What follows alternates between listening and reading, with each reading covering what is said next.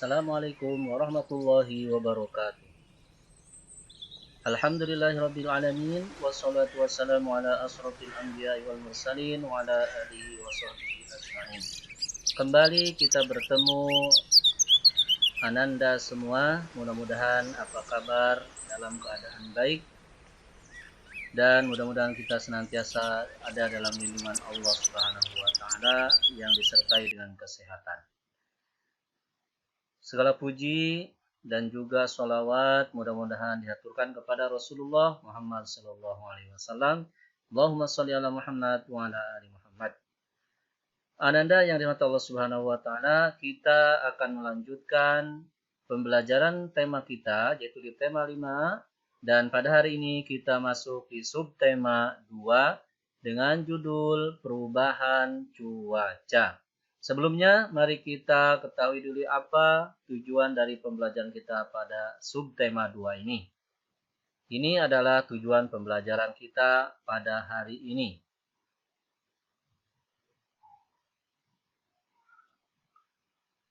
Perubahan cuaca.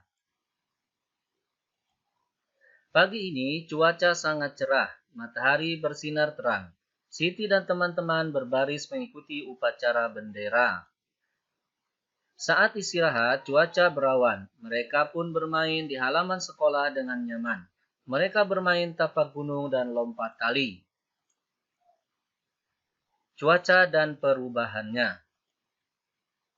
Apakah yang dimaksud dengan cuaca dan perubahan cuaca? Cuaca adalah keadaan udara di suatu tempat. Sedangkan perubahan cuaca adalah peristiwa alam yang terjadi di suatu wilayah yang ditandai dengan perubahan aktivitas seperti cerah, berawan, mendung, dan hujan. Keadaan cuaca antara wilayah satu dan wilayah lainnya berbeda yang dipengaruhi banyak hal. Ini diantaranya perbedaan atau dipengaruhi oleh perbedaan suhu udara dan kelembaban udara. Contohnya, ketika saat cuaca cerah, matahari bersinar terang sehingga udara menjadi panas. Lalu, cuaca berawan terjadi ketika awan berkumpul menutupi sinar matahari. Sedangkan cuaca mendung pertanda akan segera turun hujan. Lalu, sebelum hujan terkadang udara terasa agak panas. Jika hujan turun, udara terasa dingin. Titik-titik air mulai turun menjadi hujan rintik-rintik atau gerimis seperti di gambar ini. Nah, bagaimana pengaruh cuaca terhadap kehidupan manusia? Pengaruh cuaca terhadap kehidupan manusia, pertama, pengaruh cuaca itu terhadap kegiatan bercocok tanam. Contoh, para petani yang ada di sawah, ketika dia bercocok tanam, maka ketika turun hujan membuat petani senang karena sawah tidak akan kekeringan. Kemudian yang kedua, pengaruh cuaca terhadap pertumbuhan tanaman. Misalnya, ketika kita menanam, maka cuaca akan mempengaruhi terhadap pertumbuhan tanaman itu sendiri. Kemudian, pengaruh cuaca yang ketiga terhadap proses pengeringan. Misalnya kalau di sini digambar contohnya ketika kita menjemur pakaian atau menjemur kerupuk, menjemur sesuatu yang memang diperlukan untuk pengeringan, ya. Maka cuaca panas pasti sangat berpengaruh, ya. Kalau hujan, mana mungkin bisa kita mengeringkan pakaian yang kita cuci atau yang lainnya. Kemudian yang terakhir, pengaruh cuaca itu berpengaruh terhadap jenis pakaian yang digunakan. Misalnya di gambar ini memakai sweater, ini menandakan dingin, ya. Atau ketika panas tentunya tidak memakai pakaian ini. Jadi cuaca itu sangat mempengaruhi kepada jenis pakaian yang dipakai seseorang. Lalu dampak lain daripada perubahan cuaca selain yang 4 tadi, diantaranya adalah seperti di wacana berikut. Akhir-akhir ini cuaca seakan-akan tidak menentu. Suhu udara pada siang hari terasa sangat panas, namun pada malam hari suhu udara terasa dingin. Keesokan harinya hujan pun turun. Perubahan cuaca yang sangat cepat disebut cuaca ekstrim.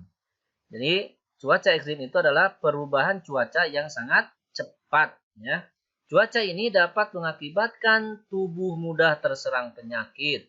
Nah, dampak cuaca ini diantaranya adalah ada namanya disebut cuaca ekstrim. Cuaca ekstrim ini biasanya menimbulkan banyak keluhan pada diri kita ya. Menimbulkan beberapa penyakit, misalnya seperti flu jika kondisi tubuh lemah atau kurang sehat. Ya, orang pasti mudah terkena flu. Atau mimisan, jika udara terlalu panas, orang akan mudah mimisan bagi orang yang mudah mimisan. Atau yang ketiga, sesak napas. Ketika suhu udara yang berubah cepat ya, dari panas menjadi dingin misalnya. Nah, ini adalah salah satu dampak lain daripada perubahan cuaca, yaitu akan menimbulkan penyakit, flu, mimisan, sesak napas, dan yang lain-lainnya. Lalu, dampak perubahan iklim terhadap kesehatan manusia. Ya, selain penyakit tadi, dampaknya perubahan iklim ini menyebabkan banyak masalah lingkungan ya. Berubah-ubah suhu, berubah-ubah iklimnya terhadap kesehatan manusia bermasalah. Misalnya perubahan iklim menyebabkan banyak masalah lingkungan seperti banjir ya. Banjir, longsor. Nah, itu diantaranya dampak dari perubahan iklim. Nah, fenomena es di kutub-kutub bumi meleleh yang menyebabkan permukaan air naik dan terjadi banjir. Ini salah satu bentuk perubahan iklim dampaknya. Kemudian cuaca ekstrim seperti tadi, musim kemarau yang berkepanjangan, gelombang panas yang meningkat, suhu udara secara ekstrim, dan hujan lebat yang sering sekali terjadi, itu merupakan bagian daripada dampak perubahan cuaca atau disebut iklim. Ya. Baik, selanjutnya Nanda, kata khusus dan istilah khusus. Jadi bahasa Indonesia. Apa yang dimaksud dengan kata khusus? Kata khusus adalah kata yang menjelaskan kata umum. Misalnya hijau adalah kata khusus dari warna. Artinya warna adalah kata umumnya yang diketahui. Nah, bagian dari warna disebut khusus, yaitu jenis warna itu sendiri, itu hijau. Ya. Kemudian istilah khusus adalah istilah yang menjelaskan tema tertentu. Misalnya tadi contohnya cuaca ekstrim. Ya. Cuaca ekstrim adalah istilah khusus dari tema perubahan cuaca. Ya, khusus dari tema perubahan cuaca. Itu semua istilah khusus. Bersatu dalam keberagaman. Lani, Siti, dan Dayu bermain lompat tali. Edo, Beni, dan Udin bermain kelereng. Teman yang lain sedang membaca buku atau bermain bekel. Saat sedang asik beristirahat, tiba-tiba hujan pun turun. Mula-mula hujan turun rintik-rintik, lama-kelamaan makin deras. Mereka pun bergegas merapikan semua alat permainan. Mereka bersatu untuk saling membantu merapikan mainan. Mereka lalu masuk ke dalam kelas. Bagaimana caranya agar mereka dapat beraktivitas di dalam kelas dengan leluasa? Tentunya mereka bersatu saling membantu menggeser meja dan kursi ke sisi ruangan. Nah, contoh bersatu dalam wacana tadi diantaranya adalah satu, merapikan mainan bersama. Jadi tidak seorang-seorang ya, bergotong royong dia. Kemudian contoh kedua, menggeser meja dan kursi. Itu contoh dari sikap bersatu dalam keberagaman. Lalu, Ananda, apa manfaat sikap bersatu dan keberagaman? Di antaranya satu, menumbuhkan kepedulian. Kedua, tidak membeda-bedakan teman. Tiga, saling menghargai antar teman. Dan keempat, menghindari pertengkaran jika sudah bersatu. Ini salah satu manfaat daripada sikap bersatu. Menentukan bilangan pecahan yang lebih besar atau lebih kecil. Bandingkan kue terang bulan yang diambil Ahmad dan yang diambil Ana. Kue siapa yang lebih besar? Nah, di sini ada gambar kue terang bulan. Gambar pertama itu menunjukkan pecahan 2/8 kue terang bulan milik Ahmad. Kemudian gambar kedua menunjukkan bilangan pecahan 2/10 yang dimiliki oleh Ana. Nah, di antara dua bilangan pecahan ini, manakah atau siapakah yang paling besar kuenya atau pecahan kuenya? Yuk, ini adalah pelajaran subtema kemarin ya, diulang di subtema 2 juga. Jawabannya adalah, ya, jawabannya kue terang bulan Ahmad lebih besar daripada kue terang bulan Ana. Ya, baik, untuk jelasnya ini Ananda kita bahas membandingkan pecahan yang penyebutnya sama. Ingat, penyebutnya sama. Jika penyebutnya sama, lihatlah bilangan penyebut pada bilangan pecahan tersebut. Jika bilangan penyebutnya sudah sama, maka lihat pembilangnya.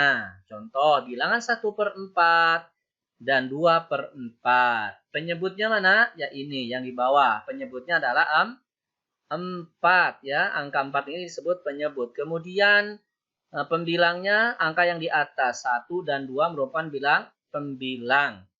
Tadi katanya jika bilangan penyebutnya sudah sama yang di bawah, maka lihatlah pembilangan yang di atas. Nah, di antara dua pecahan ini, pecahan mana yang paling besar? 1/4 kah atau 2/4? Iya, jawabannya adalah 1/4 itu lebih kecil dibanding 2/4. Jadi yang paling besar adalah bilangan pecahan 2/4. Kemarin dalam subtema 1 sudah dijelaskan bahwasanya kalau penyebutnya sama, maka lihat pembilangnya. Pembilang angka yang terbesar, maka itulah pecahan yang nilainya paling besar. Di sini 1/4 dan 2/4. 2 lebih besar ya angkanya daripada 1, maka pecahan itu 2/4 lebih besar daripada 1/4. Contoh lain, 3/4 dengan 2/4. Lebih besar mana? Nah, penyebutnya sama. Lihat angka pembilangnya. 3 itu lebih besar daripada 2. Maka pecahan yang betul adalah 3/4 itu lebih besar dibanding 2/4. Jangan lupa ini tanda-tandanya ya. Silakan dibaca. Ini disebut lebih besar, lebih kecil daripada, kemudian lebih besar daripada. Membandingkan dua pecahan yang pembilangnya sama. Kalau tadi penyebutnya yang sama. Kalau sekarang pembilangnya yang sama. Perhatikan penyebut, bilangan yang ada di bawah. Semakin besar penyebutnya, maka semakin kecil nilai pecahannya. Atau sebaliknya ya. Contoh, bandingkan pecahan berikut menggunakan tanda lebih besar atau lebih kecil. Ini ada gambar semangka dibagi 3 dan semangka yang dibagi 6. Berarti nilai pecahannya adalah ya 2/3 itu lebih besar dibanding 2/6. Mana yang disebut penyebut? Yaitu angka 3 dan 6. Nah, rumusnya jika penyebutnya itu lebih besar, berarti nilainya lebih kecil. Maka 2/6 itu lebih kecil ya. Yang lebih besar mana? 2/3 ya. 2/3. Nah, sekarang coba tentukan bilangan pecahan yang lebih besar atau lebih kecil ini. Ya, misalnya Ustadz kasih contoh 2/3 titik-titik 2/6 lebih besar mana? Dikasih tanda 2/3 lebih besar daripada 2/6 karena ini penyebutnya tidak sama ya, sedangkan pembilangnya sama. Kemudian nomor 2 misalnya lebih besar juga 3/4 dengan 3/5. Nah, 5 angkanya lebih besar, tapi karena dia posisinya di penyebut berarti lebih besar daripada 4, lebih kecil dari 4. 3/4 itu lebih besar daripada 3/5. Nomor 3 sampai nomor 10 silahkan dikerjakan di buku tugasnya. Baik, itu tugas matematika. Selanjutnya untuk tugas bahasa Indonesia ini, jawablah pertanyaan-pertanyaan di bawah ini berdasarkan informasi yang kalian peroleh dari bacaan perubahan cuaca di buku ya. Apa yang dimaksud perubahan cuaca dan selanjutnya. Silakan dikerjakan di buku tugasnya dan jangan lupa dikirim ya karena akan dimasukkan ke buku tugas Ustadz untuk mengisi nilai-nilainya sebagai tugas di masa pandemi ini. Itulah Ananda yang dapat Ustaz sampaikan. Mudah-mudahan ini bermanfaat bagi kita, khususnya bagi Ustaz. Ustaz mohon maaf sebesar-besarnya jika penyampaiannya kurang jelas dan memang Ustaz masih belum sempurna dalam menyampaikan materi ini, tapi mudah-mudahan Allah memudahkan kita untuk mempelajari pelajaran pada hari ini. Kita tutup dengan doa kafaratul majlis. Subhanakallahumma wa bihamdika asyhadu an la ilaha illa anta astaghfiruka wa atubu ilaika.